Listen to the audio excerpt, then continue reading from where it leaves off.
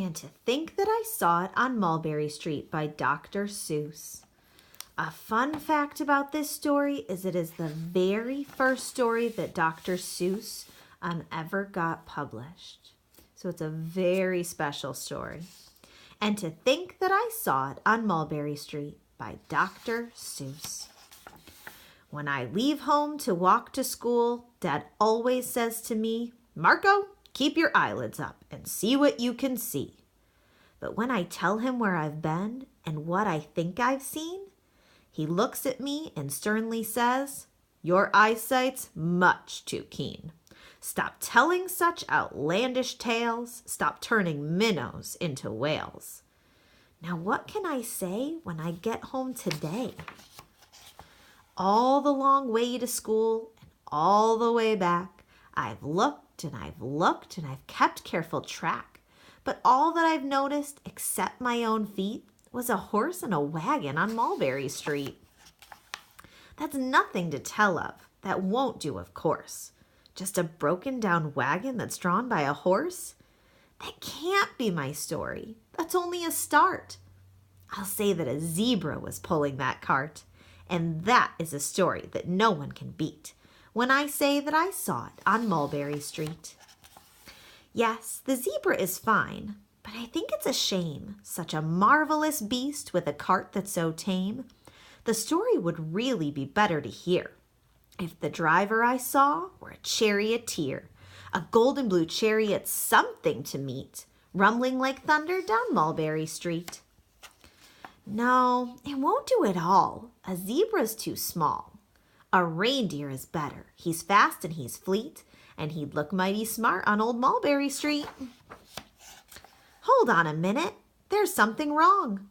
A reindeer hates the way it feels to pull a thing that's run on wheels. He'd be much happier instead if he could pull a fancy sled. A reindeer in a sleigh? Say anyone could think of that. Jack or Fred or Joe or Nat. Say even Jane could think of that.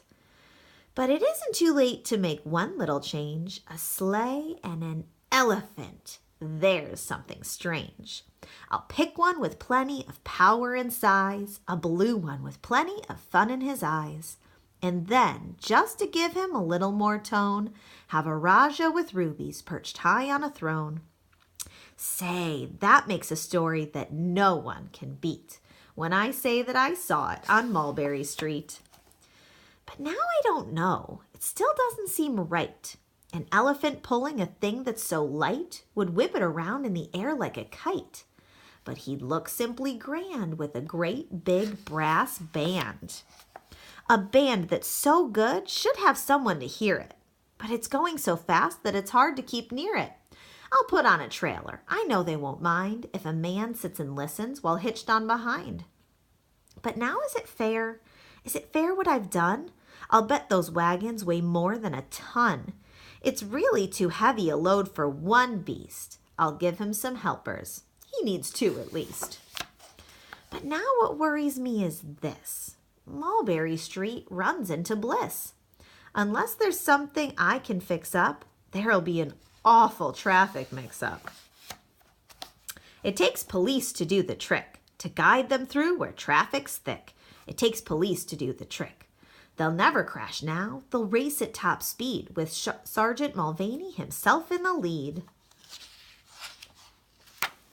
The mayor is there, and he thinks it is grand, and he raises his hat as they dash by the stand. The mayor is there, and the aldermen too, all waving big banners of red, white, and blue. And that is a story that no one can beat when I say that I saw it on Mulberry Street. With the roar of its motor, an airplane appears and dumps out confetti while everyone cheers. And that makes a story that's really not bad, but it still could be better. Suppose that I add a Chinese man who eats with sticks, a big magician doing tricks, a 10-foot beard that needs a comb. No time for more, I'm almost home. I swung round the corner and dashed through the gate. I ran up the steps and I felt simply great, for I had a story that no one could beat, and to think that I saw it on Mulberry Street. But Dad said quite calmly, Just draw up your stool and tell me the sights on the way home from school. There was so much to tell, I just couldn't begin. Dad looked at me sharply and pulled at his chin. He frowned at me sternly from there in his seat. Was there nothing to look at? No people to greet? Did nothing excite you or make your heart beat? Nothing, I said, growing red as a beet, but a plain horse and wagon on Mulberry Street.